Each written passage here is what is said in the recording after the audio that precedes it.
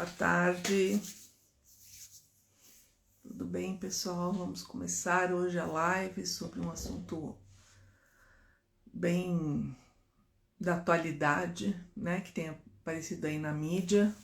Esperar a doutora Cláudia chegar. Cláudia é neurocientista, também na CBN essa semana. Vamos ver, conversar um pouco. Oi, Cláudia, tudo bem? Tudo bem. Tá me Peraí que eu ouvindo acho que eu direito? vou ajustar. Tô te ouvindo Tá direitinho. bom. Então, menina, estamos diante de um fato novo aí, que não é tão novo, mas está presente aí nas nossas escolas, né? E está causando um monte de polêmica, debate, fantástico e outras mídias aí, rádio. Você mesmo deu uma entrevista na CBN sobre isso, né? Então, explica um pouco sobre essas crises coletivas que estão acontecendo nas nossas escolas. Ó, vamos lá, duas coisas para a gente começar. A primeira delas, que eu acho que para ficar mais fácil. A primeira delas, que eu acho que é super importante a gente destacar aqui, é óbvio que nós precisamos conversar sobre saúde mental. É óbvio que isso deveria ser nossa prioridade e muitas vezes a gente não faz, principalmente com as crianças. E quando a gente faz com as crianças, a gente garante aí uma melhora de qualidade de vida muito grande. Então, antes de entrar na crise coletiva, eu acho que uma das reflexões que essa crise toda me trouxe, que a gente já vinha conversando sobre essas coisas, é, primeiro, a gente está falando muito de ansiedade, né? A ansiedade está considerada sendo o mal do século, tudo, mas tudo entra nesse chapéu, nesse grande guarda-chuva que é a ansiedade. E Sim. ela está sendo tratada como algo que é uma entidade lá fora, que nem eu falei na CBN, e que se ela chega na gente é um problema muito grande. Mas não é, a ansiedade faz parte da vida, Gera sempre uma faz parte ansiedade.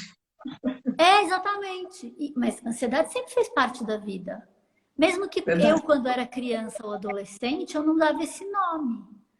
Mas Sim, todo mundo tem sintomas de ansiedade. Então, acho que isso é a sim. primeira coisa. Aí, a outra coisa é que, se ela é um grande guarda-chuva, tem muito sentimento que pode ser mais bem qualificado, ou seja, descrever melhor como é essa ansiedade, que é o que eu trago no meu livro, né, Kátia? Aumentar o Exatamente. vocabulário de sentimentos. Então, mas Para que você. quando você quer aumentar o vocabulário de sentimentos e trabalhar isso, não só particularmente com seus filhos e na escola principalmente, você precisa ter um tempo de escola diferente, um tempo organizado de escuta, de acolhimento, não só de conteúdo. Eu não sou contra o conteúdo, muito pelo contrário, eu acho que conteúdo é parte essencial da escola. Mas eu acho que não pode ser só o conteúdo. Esse Exato, tempo de trabalho, será de que também não está autoconhecimento. atrapalhando? Pois Exato, é. porque aí a gente entra numa outra questão, uma questão também que eu trago no livro que eu acho super importante, que a questão é o seguinte: nós não temos só 5 sentidos. E nós temos um sentido da interocepção, que muita gente não conhece, mas o pessoal aqui provavelmente já ouviu falar. A interocepção é o sentido do nosso corpo, da gente poder perceber o que acontece no corpo. Só que isso é um ato que precisa ser feito com atenção. É óbvio que isso é uma conversa toda à parte, né? Porque E a na gente nossa precisa aprender, percepção, né, Cláudia? exato, a gente precisa aprender, porque a gente não fala. Parece que a gente aprende automaticamente a ver, mas na Exato. verdade você aprende também aonde você vai prestar atenção, o que você está vendo. Aprende a mesma coisa na audição. Aprende com o paladar. O cheiro é o menos de todos, né? Porque ele é o mais antigo da nossa evolução. Mas a interocepção E é a gente, e a fundamental. gente aprende a se perceber, a gente aprende como é que a gente funciona. Se a gente não tivesse tempo para prestar atenção na gente, a gente não percebe nem se está ansioso, nem como você vence uma ansiedade, né? Como você reage num momento de ansiedade. Você tem que ter esse tempo de autoconhecimento, de autorreflexão e até de ter uma medida para sair dessa situação, né? De se Exato. preparar. E quando tem gente que não se percebe ansioso, e aí, por exemplo, aconteceu com uma amiga, não percebe o que a ansiedade causa no corpo, não percebe a gastrite que criou, quando vai ver já tem uma úlcera. Agora, se você consegue prestar atenção no seu corpo, verificar que você está ansioso, aí você está ansioso por quê? Essa ansiedade é exatamente do quê? Então, a criança é o medo da prova, é o medo dos pais te esquecerem, é o medo da separação dos pais, é o medo porque tem o medo de voltar a socializar, ou seja, milhões de outras coisas, ou seja, tem tudo isso. Mas ok, isso... Só antes de você entrar, alguém ali falou que precisava de psicólogos para atender todo mundo nas escolas. Eu só queria fazer um parênteses aí, assim, a escola não é lugar de terapia, mas eu concordo que é necessário um profissional, que pode ser um orientador educacional, que pode ser um psicopedagogo, que pode ser um psicólogo, que faça esse acolhimento, esse trabalho com as crianças, e com os pais, e com os professores. E uma das grandes coisas que tem acontecido, por exemplo, as escolas públicas não tem mais o cargo de orientação educacional, que tinham antigamente. Então, quem está tendo que lidar diretamente com esses alunos é o professor que não tem esse preparo, né? E aí as respostas às vezes não saem. Então, assim, a função do orientador educacional, você pode falar que é um psicopedagogo, um psicólogo, mas a função do orientador educacional que estava ali para acolher, para escutar, para atender, não existe mais. Ah, então. Aí a gente já pode entrar então na questão da crise coletiva.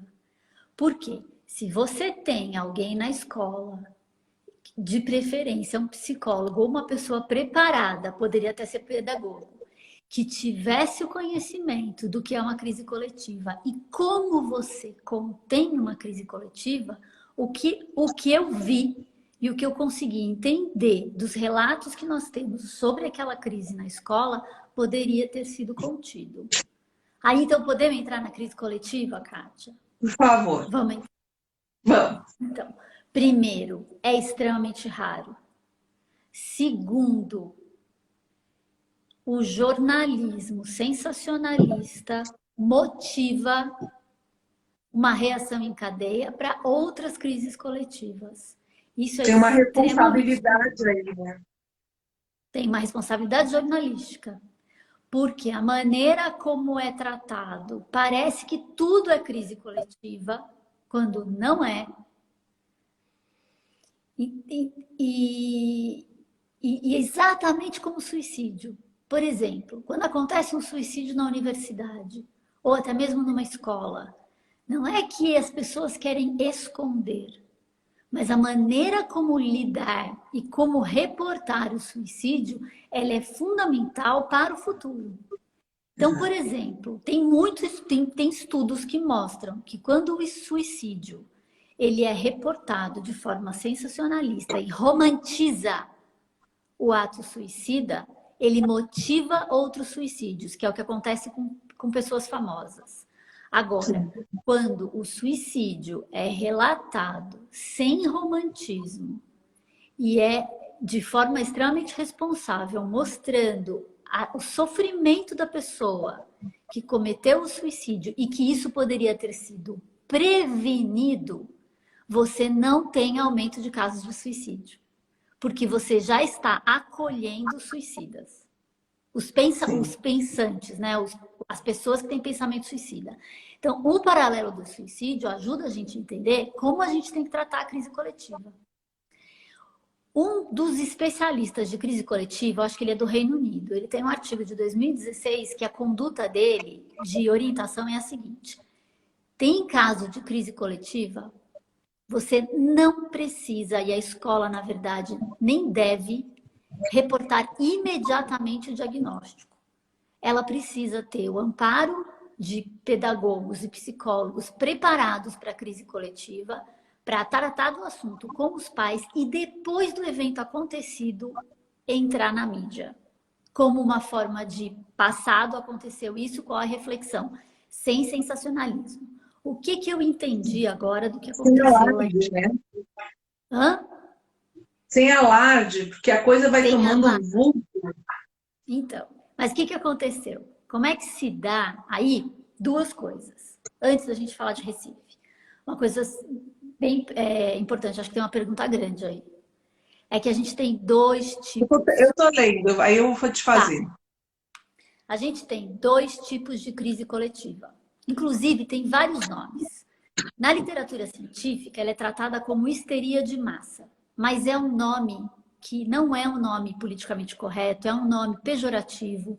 Mas para a gente encontrar artigos sobre o assunto, você tem que procurar como hysteria mass. Eu não sei se é assim que pronuncia. Mas tem muitos outros nomes mais adequados. E um dos termos que aparece é transtorno psicogênico coletivo, ou seja, em massa. Por que psicogênico? Porque o sintoma que você tem não tem relação nenhuma com o seu estado físico e sim com o seu estado psiquiátrico. É um movimento, é um sintoma não intencional. Você não teve intenção. Aí você tem a crise coletiva. E não é Crise consciente coletiva, também, ok. né? E não é consciente também, né? Então não é fake. A criança Porque muita gente falou, então não é fake, as pessoas sentem mesmo aquilo. as pessoas Alguém sentem. perguntou aqui se tem a ver com o neurônio espelho. Olha, a gente pode até conversar sobre esse assunto, mas assim, como não temos evidências, comprovação científica de que nós seres humanos temos neurônios espelhos, e a evidência é completa em primatas, então a gente pode ter essa conversa, mas assim, a gente não precisa focar nela, porque a gente pode focar nas questões comportamentais, que é mais importante, que vai nos dar mais subsídios, mais informação, do que nas hipóteses que a gente tem de bases neurais. Uma que dá para a gente usar é a questão do estresse. Mas então vamos lá. Temos duas crises completamente diferentes, tá? Tem vários nomes na literatura, pode ser resposta a estresse, transtorno psicogênico coletivo, transtorno psicogênico em massa, e tem outros termos, fora a histeria coletiva, que é bem pejorativo e que ninguém gosta de usar. Tem a crise de ansiedade, que foi o que aconteceu em Recife, e tem a crise de movimento. A crise de ansiedade, ela se dá normalmente por contato visual, pode ser contato oral, ou seja, a maneira como as pessoas se comunicam. E o que deve ter acontecido em Recife? A primeira menina, parece que era uma menina, adolescente, teve uma crise de asma e passou mal. A escola não conseguiu conter. As pessoas foram ficando sabendo e foram, parece que, se aglomerando. Provavelmente chegou a primeira ambulância, a primeira equipe, e as pessoas foram se juntando em forma daquilo. Quanto mais gente e quanto mais isso circula, maiores as chances de você ter uma crise coletiva. Por quê? As crianças entram em pânico e elas acham que elas estão também sob o risco de ter a mesma coisa. Aí você pode achar que você está com falta de ar, achar que você vai ter um ataque cardíaco, ter dor no peito, pode desmaiar, pode ter tontura, pode ficar com a visão meio pretejada, como teve relatos no caso de Recife. Pode ter crise de choro. Pode ter crise de choro. Isso acontece no prazo que essas pessoas estão juntas. Agora, isso também pode acontecer via vídeo e imagem. A gente já tem caso de uma crise coletiva em massa via internet por causa de um garoto com tique. É tique que fala? Tique nervoso.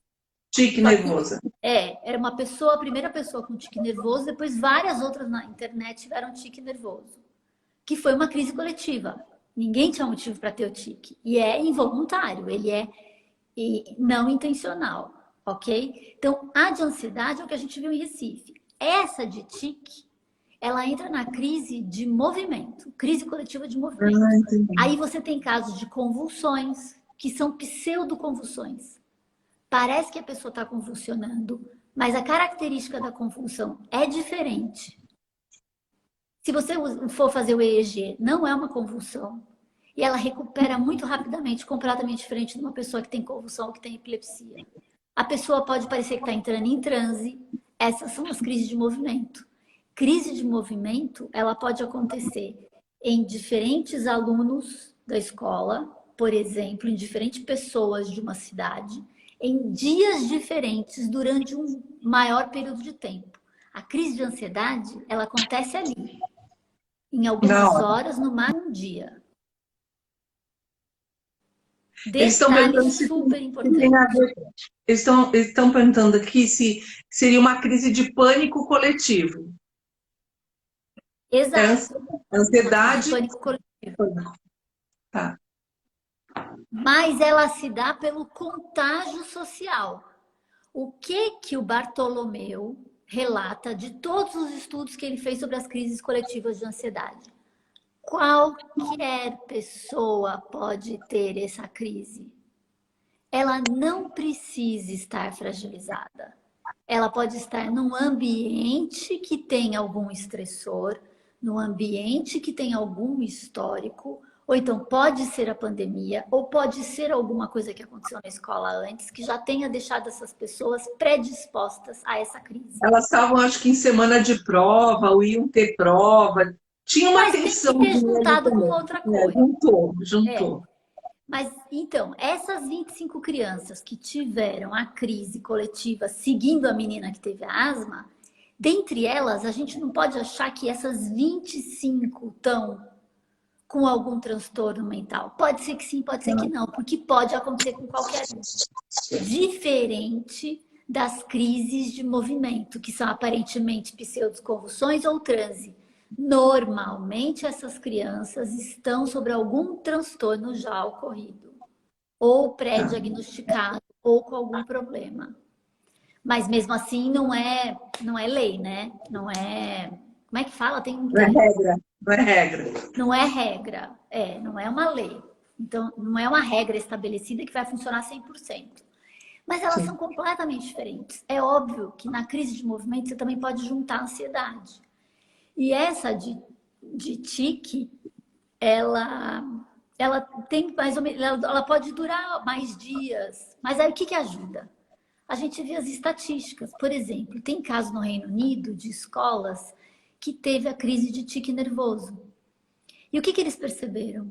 Que não seguia as estatísticas de prevalência de onde tem crise, que é faixa etária de meninos mais novos, eram meninas e meninos mais velhos. Quando eu falo meninas e meninos do gênero, né? Sim. Tem Porque prevalência em algum gênero? tem gênero feminino. Gênero Faixa feminino, etária? faixa etária, adolescentes e crianças. Talvez Ambiente, por isso o nome seria inicialmente, né? Porque exato, por isso que é tão pejorativo. é, Ambiente escolar. sim. E onde acontece com mais prevalência também existe? Não, tem no mundo inteiro. Tá. E isso é muito importante. O brasileiro tem uma síndrome de vira-lata e acha que tudo no Brasil é o pior do mundo. Mas não é bem assim. Você tem relatos, é raro, mas você tem relatos no mundo inteiro. Você tem relatos, a maior parte dos casos são de relatos são nos Estados Unidos e no Reino Unido. Nos Estados Unidos tem um de meninas de colegial que tiveram pseudoconvulsões. Mas olha que complicado, cara. Por causa do estigma de transtorno mental, as famílias acabaram tratando essas questões e a escola individualizadas. Muitas Sim. dessas meninas receberam medicamento anticonvulsionante. Foram tratadas como se elas tivessem epilepsia. Eles demoraram para entender que era uma crise coletiva. Entendi. Eu vivi isso numa escola. Foram 8 ou 10 meninas. Elas tinha uma menina que não veio naquele dia e ela mandou um WhatsApp. Ela não, ela pegou o telefone da mãe e mandou um WhatsApp para uma das meninas, como se fosse a mãe dela, dizendo que ela tinha falecido. Ela estava testando, chamando atenção ali, querendo e pedindo para as meninas não contarem nada para os professores, porque elas eram Um pedido que não fazia nenhum sentido uma mãe fazer, mas a menina pedia isso, obviamente, porque ela ia ser descoberta se contasse, né? Mas as meninas, na hora, não entenderam isso. Então, elas começaram a sair ao banheiro e chorar, chorar, chorar, chorar. Eram 8, 10 meninas, e a gente chamou as meninas e começou a chamar os pais, uma a uma, e atender. E a gente não deixou sair para o resto da escola, entendeu? A gente começou a colocar na minha sala, na sala da orientadora, eu era diretora na época, e a gente começou a acalmar as meninas separadamente. Aí logo a gente ligou para a mãe, obviamente não era verdade, as meninas começaram a se acalmar, mas elas não conseguiam parar de chorar. Era uma coisa assim, mesmo ela sabendo que a menina estava bem, que estava em casa e tal, foi muito, foi uma crise até as mães chegarem, acalmarem. Então, mas assim, não ficou para nós o estigma de que elas tinham algum problema. Ficou para nós que naquele momento elas, em conjunto, elas não conseguiram se controlar, né? Foi uma coisa inconsciente ali, né? Foi um descontrole. Sim, mas então, e aí, então isso é o principal. Se, assim, primeiro, é raro, mas mesmo sendo raro, as escolas precisam estar preparadas. Tem crise, tem algum problema com alguma criança, com algum adolescente, a gente tem que tentar acolher os dois lados, o grupo e a criança ou adolescente que está com algum problema. Mas precisa afastar, porque se você deixa em grupo, você vai podendo criar uma crise de Uma pânico onda. coletivo. Exato. Por quê? Pelo contato visual. Então, quem que perguntou da história dos neurônios em espelhos? Não vamos, a gente não precisa falar dos neurônios espelhos, mas, por exemplo, isso é um tipo de empatia? É uma empatia contagiosa, mas assim, não dá para a gente nomear simplesmente como empatia de sentir junto e entender o que o outro está acontecendo. É mais uma preocupação simpática com a sua própria sobrevivência. Porque você sente Sim. junto com o outro, mas você não consegue nem ajudar o outro. Você acha que você também vai morrer. Sim. E aí você entra em pânico. Pode acontecer com você também, né? Exato, porque você acha que você está sob uma ameaça real. E aí, mais do que neurônios espelhos, o que ajuda muito a gente a entender é a teoria da hipótese do HPA, sobre o estresse, né? Que é hipotálamo, o pituitary e a amígdala. Mas por quê? Não interessa se a ameaça é real ou não, se o perigo é real ou não. O seu cérebro entendeu como real, ele manda um comando, que é o hipotálamo, para as glândulas adrenais que estão acima do rim, já que aqui a gente está num grupo que quer saber de neurociência. E essas glândulas que estão acima do rim vão produzir hormônios em quantidades gigantescas, que é se preparar para uma luta, se preparar para uma ameaça gigantesca. Isso gera uma descarga, principalmente de cortisol, gigantesca no seu corpo. E aí que você vai ter uma reação em cadeia. Isso explica um ataque, ajuda a gente a entender uma crise de ansiedade, um ataque de pânico, essa crise coletiva, sim. Mas é fundamental entender que na literatura científica não existe correlação em que as crianças que entraram na crise coletiva são crianças necessariamente problemáticas. Certo.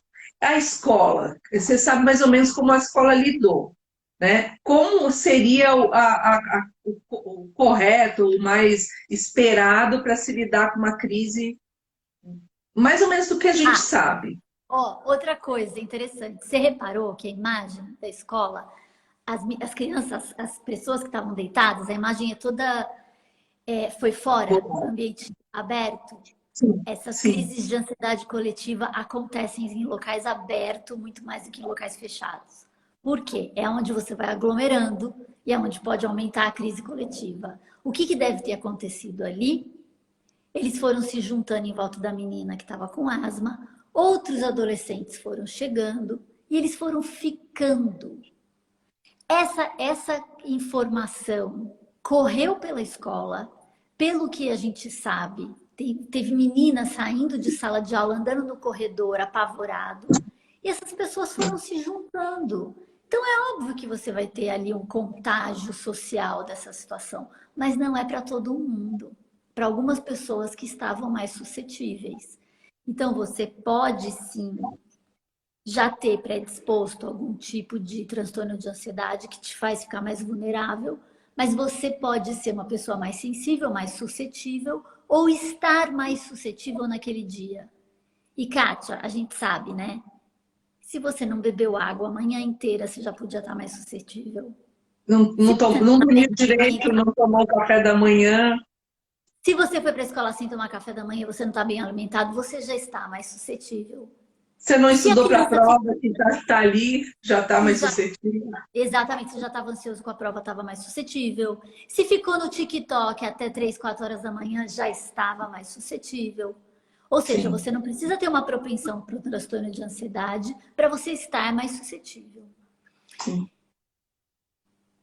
Isso é uma coisa, mas teve uma reportagem que juntou isso com a Com a automutilação, que população.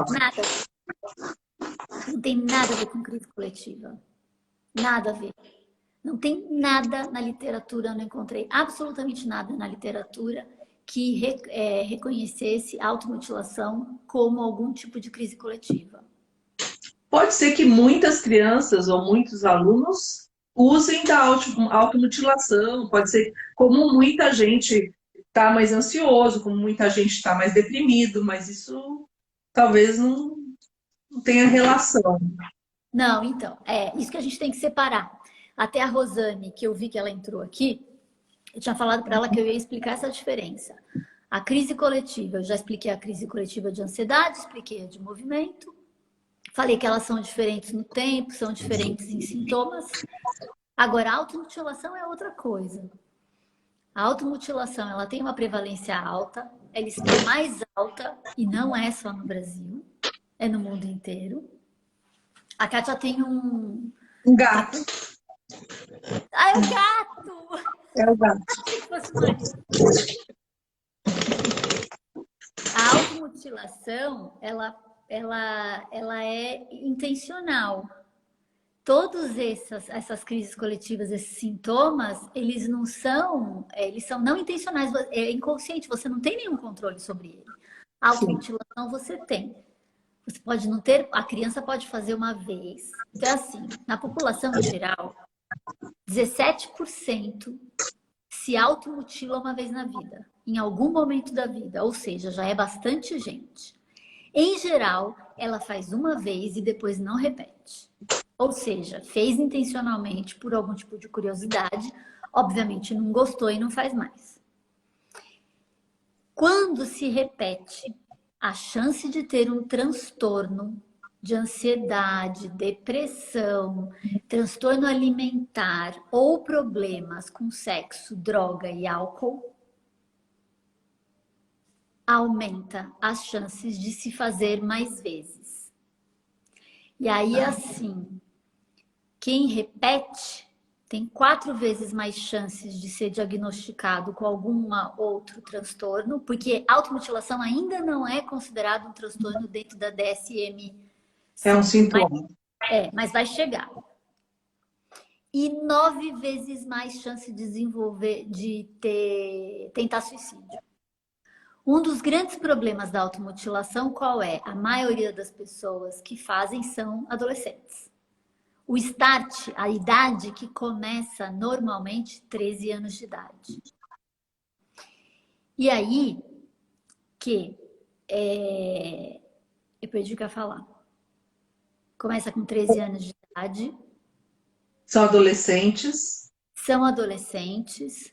É um pouco mais de meninas que meninos, mas não é muita diferença. É mais ou menos 60% de menina, 40% de menino. Só que tem um perigo maior para menino. Que é assim, a menina faz, é mais difícil acidentalmente acabar cometendo suicídio, porque a automutilação pode levar a um suicídio não intencional. Sim. Menino acontece mais, gênero masculino. Minorias do grupo do LGBTQ também tem mais chance de ter um transtorno, né, de automutilação do que os heterossexuais, pela própria condição, que é muito mais difícil de Tem a recepção, ver com acolhimento, aceitação do corpo, né? aceitação, exatamente. A automutilação, normalmente, mais de 50% quando faz é de cortar.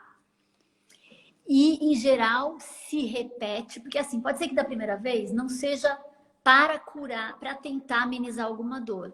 Mas se você repete, é para tentar amenizar alguma dor. Então, o fato das crianças e dos adolescentes aprenderem que existe automutilação e fazerem atrás de que um amigo fez, não caracteriza uma crise coletiva.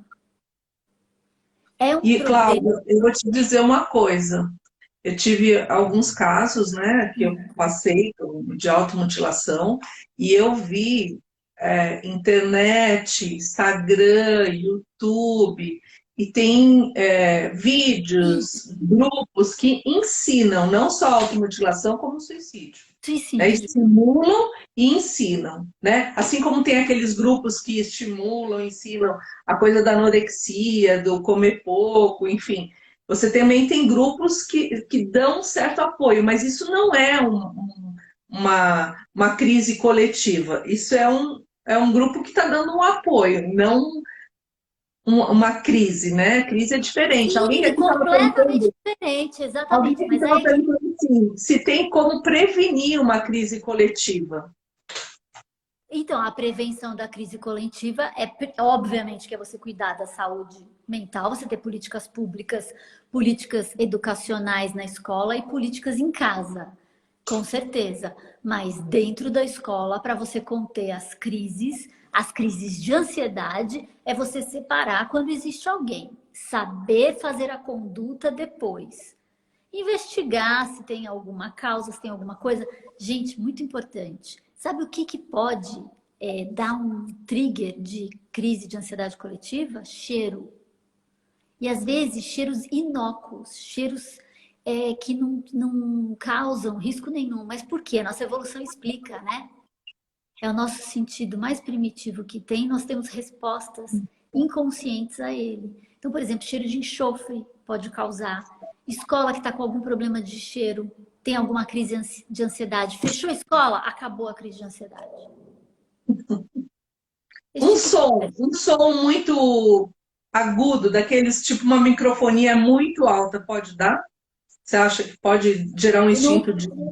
não li nenhum caso assim, mas, por exemplo, depois do ataque do 11 de setembro, teve mais casos, inclusive esse caso das meninas da escola que tiveram convulsões, pseudoconvulsões, né? Eram 10 meninas e um menino, mas o menino foi tirado de fora. Essas do Reino Unido de tique, elas aconteceram depois, acho que, de assuntos... Eu não sei se foi aquele anthrax, lembra do anthrax? Ataque. Né? As pessoas tiveram medo. Então, assim, depois de ataque terrorista, gera uma onda de medo.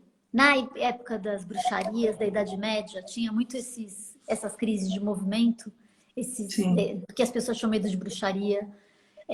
Durante a guerra, tem um caso clássico em Illinois, numa cidadezinha pequenininha chamada Mattoon, que eles achavam que tinha um homem que vinha com gás e eles iam morrer. Eram pessoas em dias diferentes durante semanas. Mas o que aconteceu? Por que durou semanas? Jornalismo sensacionalista. Eles diziam que existia um homem que realmente te atirava gás. Ironicamente, do outro lado do mundo, né, do outro lado do oceano, realmente tinha gente morrendo, né? Que foi na época da guerra, com gás. Sim. E era inclusive uma cidadezinha daquelas de Illinois que tinha até movimento antissemita. Mas era tudo, nesse caso, não existia esse homem do gás, existia, era um medo. Essa ameaça. Então você acha, por exemplo, a mídia e o movimento dos pais, e a gente já está num momento propício aí, com guerra, passando uma pandemia, as pessoas já estão mais ansiosas até porque as crianças estão voltando para a escola e perderam algumas coisas de conteúdo. Existe uma pressão, né, do mundo e da circunstância na escola. Então, assim, você acha que, por exemplo, a mídia e os pais eles têm que colaborar para isso diminuir, não para aumentar, certo? Exatamente. E você tem que, exatamente. Inclusive, um dos casos que o Bartolomeu discute, que foi agora desse paper de 2016, ele fala o seguinte, que como a escola, uma escola sabia que você não pode ir para a mídia e não pode ser tratado de forma sensacionalista, o que eles fizeram para não chegar na mídia? Eles não contaram para os pais, que aí é outro problema, que você também não pode fazer. Você tem que conversar com os dois, mas você primeiro precisa conversar com os pais. Isso não pode vazar. E depois de passado e de tratado, de cuidado, que você vai para a mídia e você reporta. Essa é a recomendação dele. Sabe uma outra coisa? Tem um caso de 2002, eu não lembro exatamente o ano, na Geórgia, por fake news de vacinação. Vacina que dava uma série de problemas e que não dava nada. As pessoas tiveram uma crise coletiva violenta e todo mundo achava que era efeito da vacinação. E não era. Era uma crise coletiva. A maior parte das pessoas que tiveram isso. Rumores, quando acontece algum problema, eu acho que no Brasil até teve, mas não teve nenhum ataque coletivo, uma crise coletiva, implante de seio. Quando existe ou um rumor de que o implante é problemático, que a pessoa vai ter câncer, ou se realmente acontece alguma coisa de rompimento, daquela série de implantes que tem problema, aí surge uma onda, surge uma crise coletiva. O que a gente precisa tomar cuidado agora é que, com essa história de foto fácil, vídeo fácil, a comunicação, ela aumenta. E aí pode até acontecer nessa escola, ter circulado alguma foto, algum vídeo. Não dá para saber. Ah, mas com certeza. Mas o contato visual é o que a gente tem que cortar para você conter. Respondendo novamente alguém que deve ter entrado, inclusive depois que a gente já tinha falado. Você tem que evitar o contato visual entre as crianças, não misturar. Porque ali eles perderam o controle. Inclusive... Inicialmente, assim, o pessoal da emergência, eles não transferiram ninguém para o hospital. Por quê? Porque eles perceberam, com o equipamento e com o preparo que eles têm, que aquilo era um fato psicogênico, era uma crise de ansiedade coletiva, era um ataque de pânico coletivo. Eles não precisaram E trataram ali mesmo. Mas, pelo visto, ficou um aglomerado de gente. Profissionais da saúde, professores, pais. Imagina, deu tempo de pais chegar na escola e dizer que aquilo parecia um filme de terror. Ou seja, eles não tinham o preparo de que você não pode deixar esse contato se alastrar para você poder conter e não ter a crise, ou se tiver, conter com um número reduzido de pessoas envolvidas. Então, a ideia é que se alguém tiver algum sintoma de crise coletiva, 1, 2, 3 pessoas, você leve para uma sala, deixe lá, trate, chame a emergência, chame cuidado médico, enfim, mas você não deixe exposto para que todo mundo entre em crise também, né? Quanto menos gente tiver lá presente, melhor. Aí você chama os pais, você tem a responsabilidade de contar para os pais sempre, né? Mas eu acho que existe um certo cuidado da mídia, principalmente uma responsabilidade da mídia. E também, gente, tem um assunto que eu queria tocar, que são esses grupos de WhatsApp de mães, que às vezes também uma coisa pequena vira uma coisa muito grande e vai passando de grupo em grupo, vídeos e tal. Então também tem uma responsabilidade dos pais que, primeiro, existiu algum problema na escola, a gente conversa com a escola. A gente não conversa com os pares primeiro. Então, assim, a gente tem um movimento hoje em dia que, às vezes, uma discussão fica alguns dias em grupos de WhatsApp de pais e depois chega na escola. Se você não levar para a escola não tem como resolver. Aliás, não tem nem como saber, né?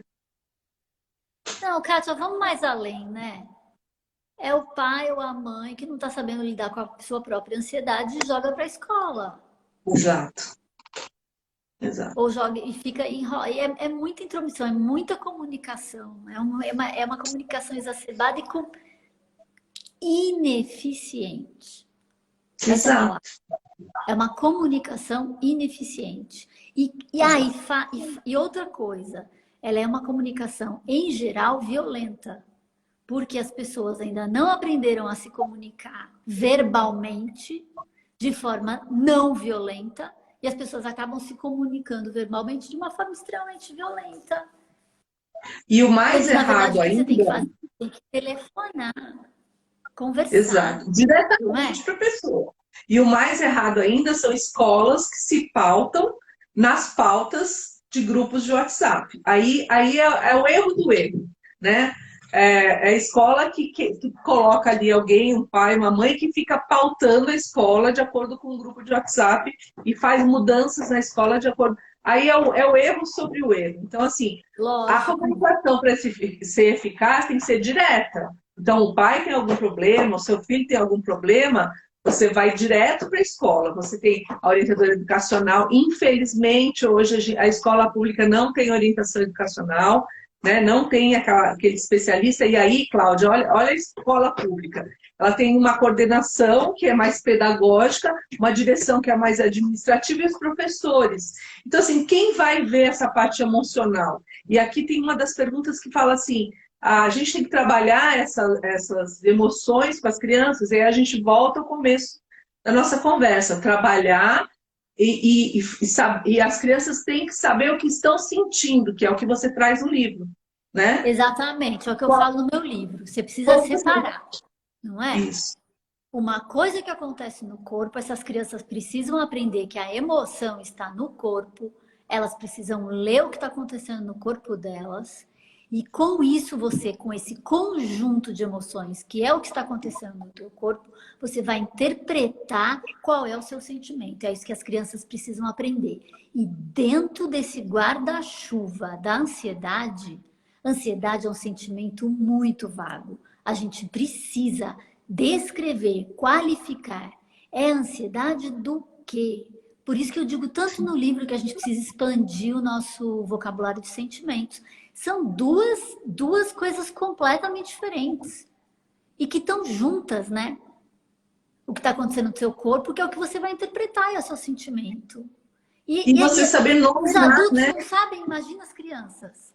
Então, e a criança, o adulto, a gente tem que saber nominar, a gente tem que saber dizer o nome daquilo, entender o que é, e isso assim é aprendido. Não tem como aprender, não tem como saber o que você está sentindo se você não aprende a perceber você e os seus sentimentos. E isso a escola tem que trabalhar também, não só os pais, mas a escola, né? E aí o orientador educacional, de novo, né?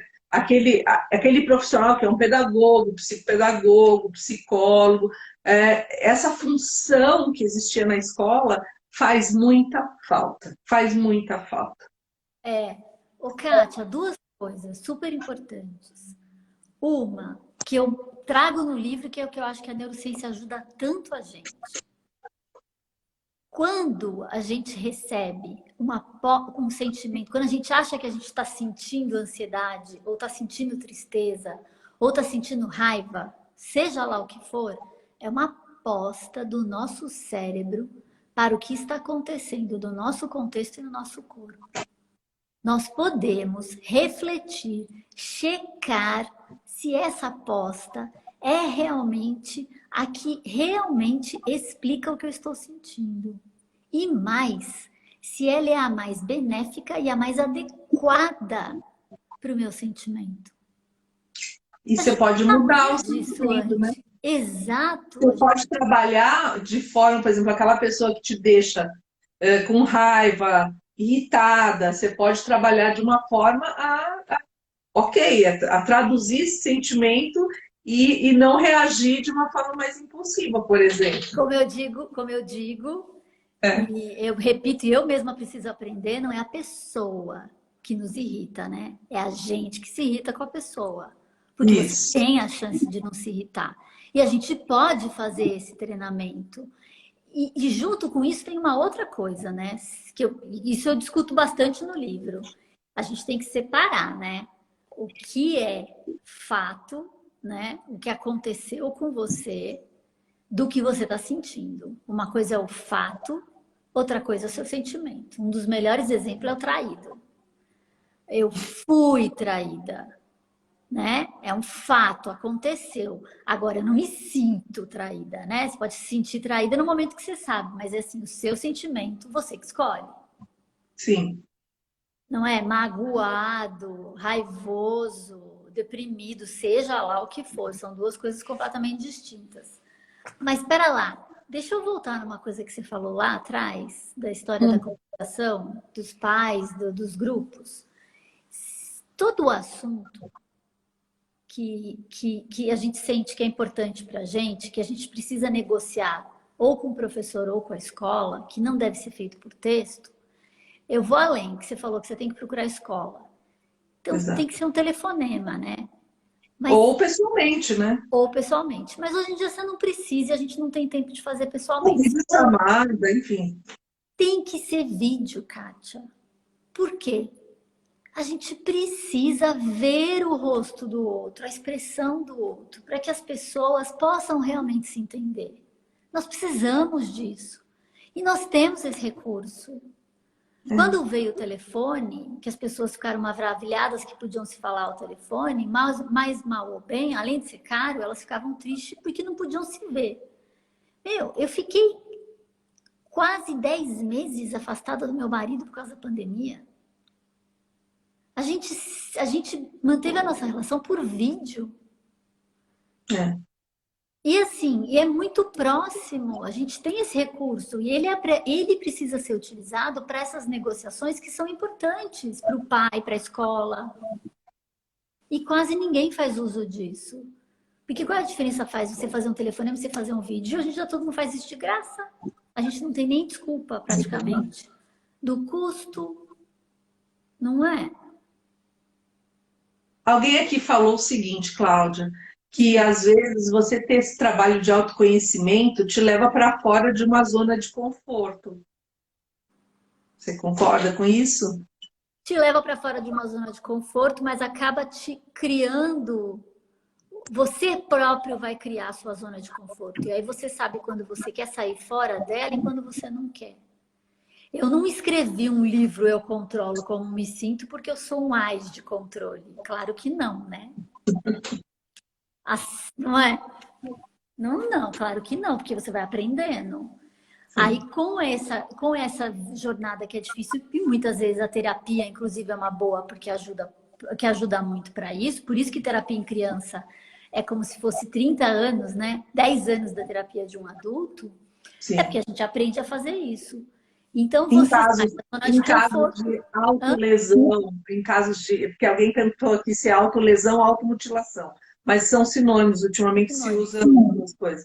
É, em casos de autolesão, automutilação, a terapia é um componente muito importante. Ah, muito importante. Muito importante, aliás, fundamental. É.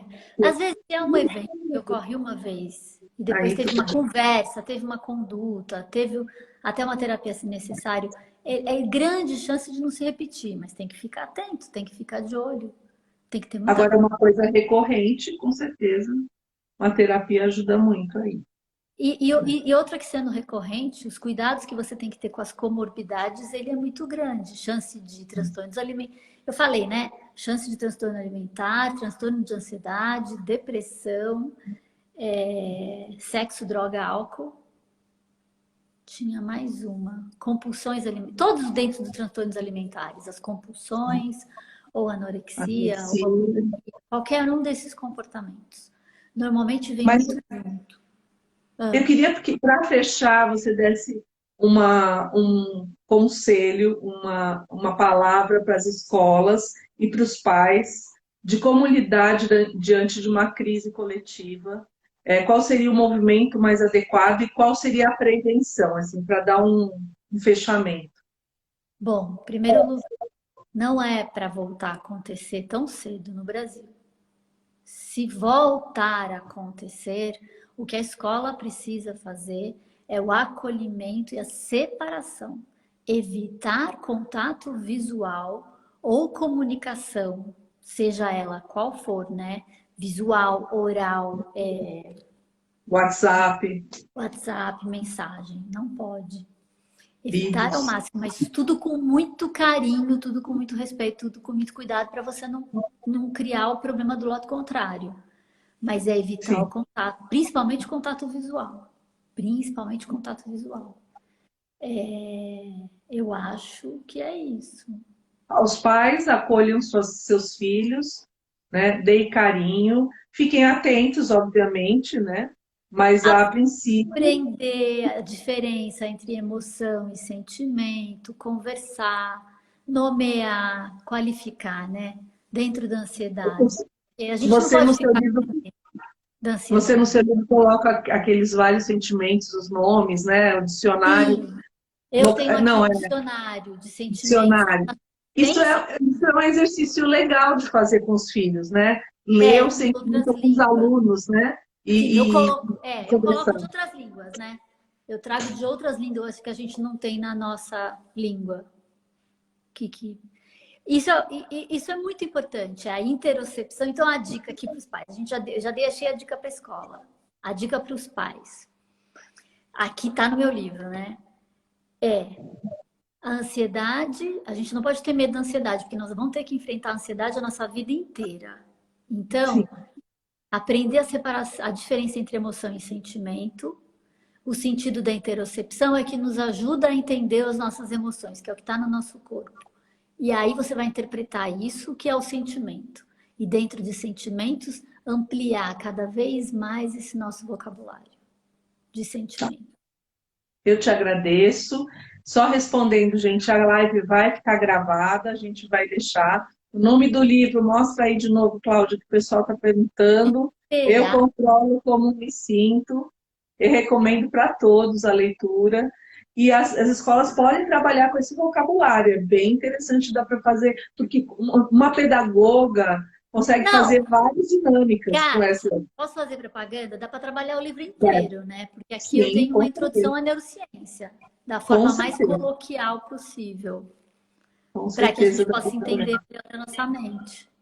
E eu Isso. acho que é o E vocabulário. só para responder uma pergunta aqui, alguém falou para você repetir como é que é essa história de terapia em criança vale por 30 anos. A terapia em criança, imagina uma esponja, que é aquela plasticidade neural. Você vai para a terapia, você faz uma aula, né, de autoconhecimento. Você imagina isso? É como se você tivesse tendo um retorno exponencial. Essa criança vai saber lidar melhor com os sentimentos dela no futuro, muito melhor do que eu, por exemplo. Eu fui fazer terapia com 18 anos. E olha que eu nasci em 1970. Então eu já até que estou bem. Eu sou uma pessoa terapeutizada. Eu tenho terapia a vida inteira. Fico um tempo sem, volto, mas é sempre fazendo. Agora, imagina se eu tivesse começado desde lá dos 7, 8 anos, quando eu era extremamente tímida. Né? Não Ia é? ter economizado um pouco aí de terapia. O pessoal está perguntando se na Amazon tem, tem. E o Tem. pessoal tá perguntando também se é melhor para famílias ou para escola. Gente, é melhor para todo mundo.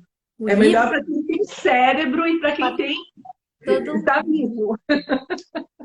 Não, o livro é linguagem tanto para adolescente, quanto para pais, quanto para professores, educadores, para psicólogos, qualquer um. Qualquer um. Foi feito justamente para isso, para ser um guia prático.